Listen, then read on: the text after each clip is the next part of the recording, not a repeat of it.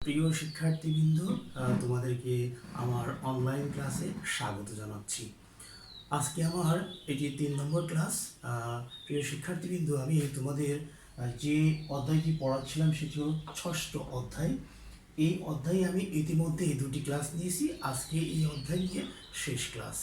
আজকে এই অধ্যায়ে মূলত আমি পড়াবো নেতৃত্ব ও সুশাসন। তো চলো আমরা দেখে নিই যে এই অধ্যায়ে নেতৃত্ব ও সুশাসন পড়াতে গিয়ে আমরা কি কি আউটলাইন তৈরি করেছি, অর্থাৎ আজকে পড়ার মধ্যে কি কি আসতে পারে সেগুলো একটু দেখে নিই।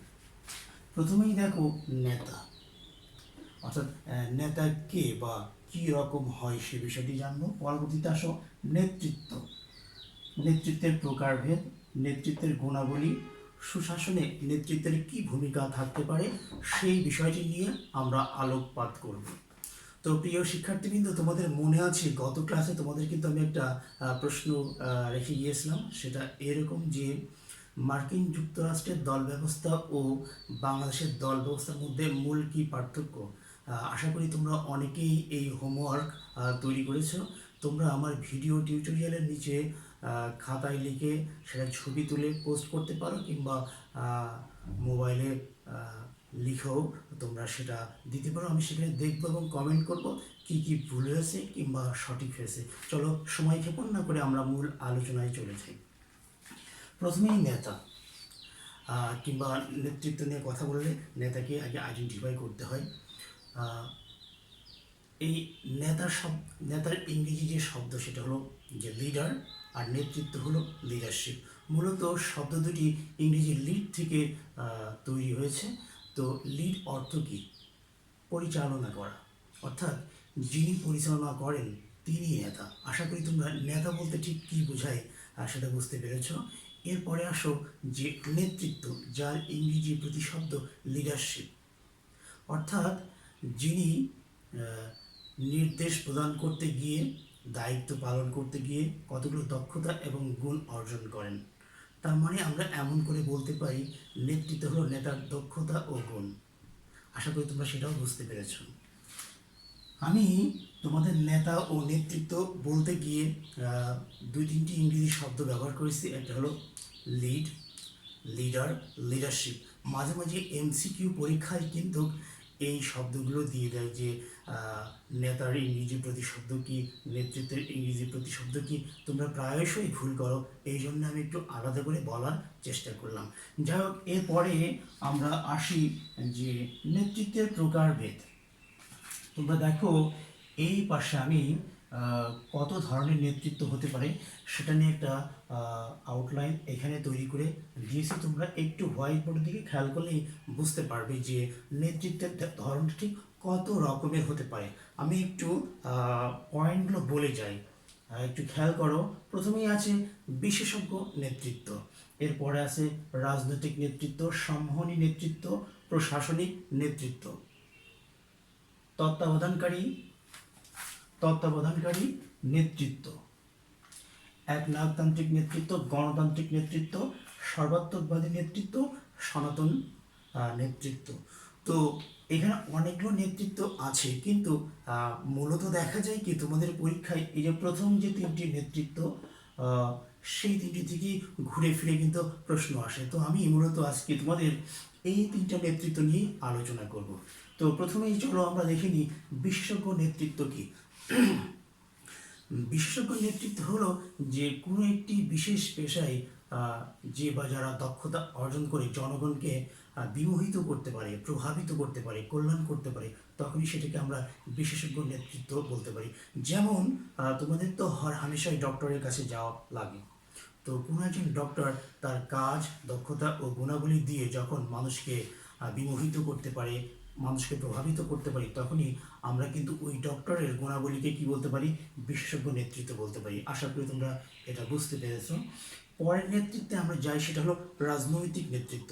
যখন কোনো নেতা রাজনৈতিক নীতি ও আদর্শ কিংবা রাজনৈতিক দলের নীতি ও আদর্শ প্রচারের জন্যে মানুষকে প্রভাবিত করে, মানুষের মন জয় করে নিতে পারে, তখনই সেই নেতৃত্বকে আমরা মূলত রাজনৈতিক নেতৃত্ব বলে থাকি। উদাহরণ আমাদের কাছে অ্যাভেলেবেল আছে। আমাদের প্রতিবেশী রাষ্ট্র মহাত্মা গান্ধীর কথা আমরা জানি, বাংলাদেশে বঙ্গবন্ধু শেখ মুজিবুর রহমানের কথা জানি, এছাড়াও আমরা নেলসন ম্যান্ডেলার কথা জানি, এরকম অনেক ফিদেল কাস্ট্রোর কথাও আমরা জানি। এরকম অনেক আমরা রাজনৈতিক নেতৃত্বের কথা বলতে পারি, যারা কিনা এই নীতি এবং আদর্শকে প্রচার করার জন্যে একটা অন্যরকম রাজনৈতিক নেতৃত্বের উদাহরণ পৃথিবীব্যাপী সৃষ্টি করতে সক্ষম হয়েছে। পরের নেতৃত্বে আমরা আসি, সেটা হলো সম্মোহনী নেতৃত্ব। এইটা নিয়ে অনেক প্রশ্ন আসে দেখা যায় সৃজনশীলে, কিংবা এটা নিয়ে অনেক আলোচনা হচ্ছে ইদানিংকালে, অনেক এবং জনপ্রিয় একটা নেতৃত্বের মাধ্যমও বলা যায়। এই সম্মোহনী নেতৃত্বের সাথে রাজনৈতিক নেতৃত্বের একটা সম্পর্ক আছে। সেটা কীরকম?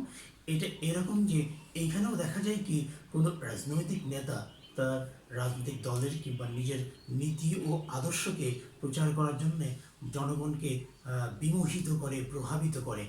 এইটার ক্ষেত্রে অনেকটা এরকম বলা চলে যে নেতা অনেকটা জাদুকরী স্টাইলে মানুষের মনকে প্রভাবিত করে। ঠিক সেই জন্যেই একজন নেতাকে আমরা তখন সম্মোহনী নেতৃত্বের অধিকারী বলে বলে থাকি। যেমন আমরা বলতে পারি কি যে আমাদের বঙ্গবন্ধু শেখ মুজিবুর রহমানের কথা। তোমরা খেয়াল করে দেখবে যে 7ই মার্চের যে ঐতিহাসিক ভাষণ, সেই ভাষণ আমরা যদি এখনও শুনি তাও আমাদের শরীরের লোম দাঁড়িয়ে যায়। ঠিক ওই সময়ে এই 18 মিনিটের বক্তব্য শুনে মানুষ কিন্তু স্বাধীনতার যুদ্ধে ঝাঁপিয়ে পড়েছিল। নিঃসন্দেহে যে একটা সম্মোহনী নেতৃত্ব ছাড়া অন্য কোনো নেতৃত্ব হতেই পারে না। আশা করি তোমরা বিশেষজ্ঞ নেতৃত্ব, রাজনৈতিক নেতৃত্ব ও সম্মোহনী নেতৃত্ব এই নেতৃত্ব সম্পর্কে ধারণা লাভ করতে পেরেছো। বাকি নেতৃত্বগুলো সম্পর্কে তোমরা অল্প বিস্তর ধারণা লাভ করতে পারো, তবে আমি গুরুত্বপূর্ণগুলো তোমাদেরকে একটু দেখানোর চেষ্টা করলাম। যাই হোক, এই পর্যায়ে আমি তোমাদের পরের যে টপিক সেটাতে যাই। আমি যেটা আমার হোয়াইট বোর্ডে লিখেছিলাম সেটা এইরকম যে নেতৃত্বের গুণাবলী। খুব স্বাভাবিকভাবেই তোমাদের মনে প্রশ্ন আসে যে বঙ্গবন্ধু কিভাবে বঙ্গবন্ধু হয়ে উঠলেন, মহাত্মা গান্ধী কিভাবে মহাত্মা গান্ধী হয়ে উঠলেন, নেলসন ম্যান্ডেলা কিংবা ফিদেল কাস্ট্রো ওনারা ঠিক কিভাবে এরকম হয়ে উঠলেন। তাদের নিশ্চয়ই কী কী ব্যাপার একজন নেতার মধ্যে থাকতে হয়, সেই বিষয়টাকে আমরা সুন্দর ভাষায় বলছি যে নেতৃত্বের গুণাবলী। আসলে একজন নেতা হতে গেলে তাকে কতগুলো গুণাবলী অর্জন করতে হয়, ধারণ করতে হয়। তার কারণেই না মানুষজন তাদের দিকে বিমোহিত হয়, সম্মোহিত হয়। ঠিক সেই বিষয়গুলো আমরা একটু জেনে নেওয়ার চেষ্টা করি। প্রথমেই দেখো ব্যক্তিত্ব। ব্যক্তিত্ব শুধু নেতৃত্বের ক্ষেত্রে না, যে কোনো মানুষেরই এই জিনিসটা থাকা বিশেষভাবে জরুরি। তোমরা সারা জীবন শুনে আসছে যে ব্যক্তিত্ব, পার্সোনালিটি, কিন্তু আসলে এই জিনিসটা কি? ব্যক্তিত্ব হলো মাধুর্য, কমনীয়তা, নমনীয়তা, মানুষকে আকর্ষণ করার যে একটা ক্ষমতা, সেটাই মূলত ব্যক্তিত্ব। সেই জিনিসটা নেতার মধ্যে অবশ্যই থাকতে হবে। পরের বিষয়ে আসো যে বুদ্ধিমত্তা। বুদ্ধি তো নেতার না, যে কোনো কারোরই থাকা বিশেষ প্রয়োজন। আর বুদ্ধিমত্তা একটা নেতার থাকা খুবই জরুরি, কারণ বিভিন্ন সময়ে বুদ্ধিমত্তার সহিত নানাবিধ ব্যাপার কিন্তু তাকে সামাল দিতে হয়। অন্যথায় নেতৃত্ব গুণাবলীর যে বুদ্ধিমত্তার চরিত্র, সেটা কিন্তু বিকশিত হওয়ার সুযোগ একদমই নেই। পরে আসো সুস্থতা। এই সুস্থতা কি? মানসিক ও শারীরিক সুস্থতা। শারীরিকভাবে সক্ষম হতে হবে এবং মানসিকভাবেও সুস্থতার অধিকারী হতে হবে, অন্যথায় কিন্তু নেতৃত্বের যে বিকাশ সেটা কিন্তু আসা সম্ভব হবে না। পরের বিষয়টা আমরা খেয়াল করি অভিজ্ঞতা। তুমি যত বেশি অভিজ্ঞতার ভিতর দিয়ে যাবে, তুমি কি করবে? তত বেশি ভালো ভালো কাজ নিজের, তোমার সমাজ এবং পরিবারের জন্য করতে পারবে। একজন নেতার ক্ষেত্রেও যত বেশি অভিজ্ঞ হয়ে ওঠা সম্ভব হবে, সে তার দল, জনগণ এবং রাষ্ট্রের জন্য বেশি বেশি অভিজ্ঞ কাজ করতে পারবে। এরপরে আসো শিক্ষা। শিক্ষার কোনো বিকল্প নাই। শিক্ষিত মানুষ আধুনিক সমাজের সাথে তাল মেলাতে পারে, সে জিনিসটা দরকার। দূরদৃষ্টি। দূরদৃষ্টি সম্পূর্ণ না হলে দেশ, জাতি এবং রাষ্ট্রকে কোনোভাবেই রক্ষা করা যাবে না। পরে আসো দায়িত্ববোধ। দায়িত্ববোধ অবশ্যই থাকতে হবে, সাধারণ মানুষের থাকতে হবে, একজন নেতার একটু বেশি থাকে। নিরপেক্ষতা। দলমত নির্বিশেষে নিরপেক্ষভাবে বিচার বিশ্লেষণ করতে হবে, সেই দৃষ্টিভঙ্গিও কিন্তু একজন রাষ্ট্রনায়ক কিংবা একজন নেতার থাকা দরকার। এরপরে তোমরা আসো আত্মসংযম। ক্ষমতার মোহে বেশি বিচক্ষণ, ক্ষমতার মোহে বেশি দাপট দেখানো যাবে না, কেন আত্মসংযম করতে হবে, নিজেকে রক্ষা করতে হবে, সেই জিনিসটা কিন্তু খেয়াল রাখতে হবে। ভালো বক্তা হয়ে উঠতে হবে, সাথে সাথে কী হতে হবে? ভালো শ্রোতাও হতে হবে এবং সবসময় কোমল এবং উদার মনের অধিকারী হতে হবে। অন্যথায় কিন্তু একজন ভালো নেতা হয়ে ওঠা যাবে না।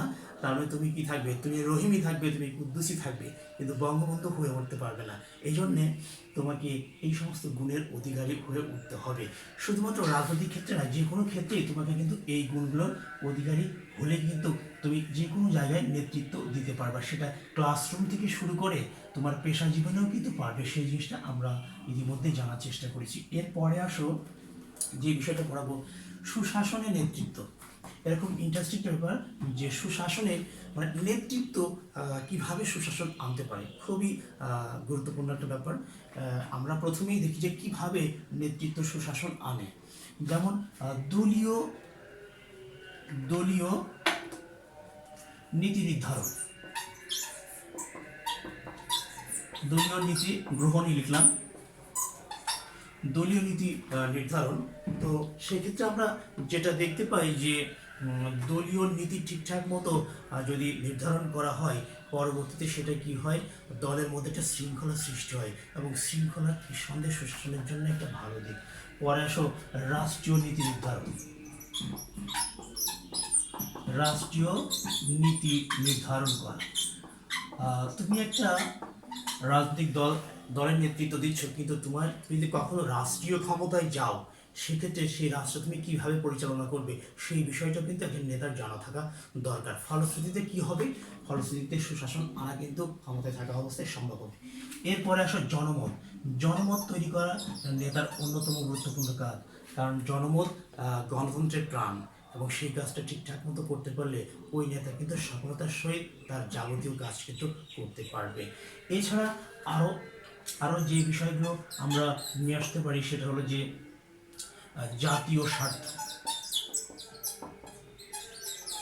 জাতীয় স্বার্থের দিকটাও সুশাসন আনার জন্য নেতাকে খেয়াল রাখতে হয়। এইরকম এছাড়া সচেতনতার ব্যাপারটা আমরা নিয়ে আসতে পারি। নেতা জনগণকে সচেতন করবে, তার মানে এই কাজগুলো করার মাধ্যমে একজন নেতা তার দেশ কিংবা রাষ্ট্র করতে পারে, সুশাসন আহরণ করতে পারে। প্রিয় শিক্ষার্থীবৃন্দ, এই অধ্যায়ের পড়া আজকের এই অংশের মাধ্যমে শেষ করলাম। নেক্সটে পরবর্তী অধ্যায় আমরা ধরবো। তোমরা আমার সাথেই থাকবে এবং এই ভিডিও টিউটোরিয়ালগুলো দেখবে। এই বলে আজকের মতো ক্লাস শেষ করছি। সবাইকে ধন্যবাদ।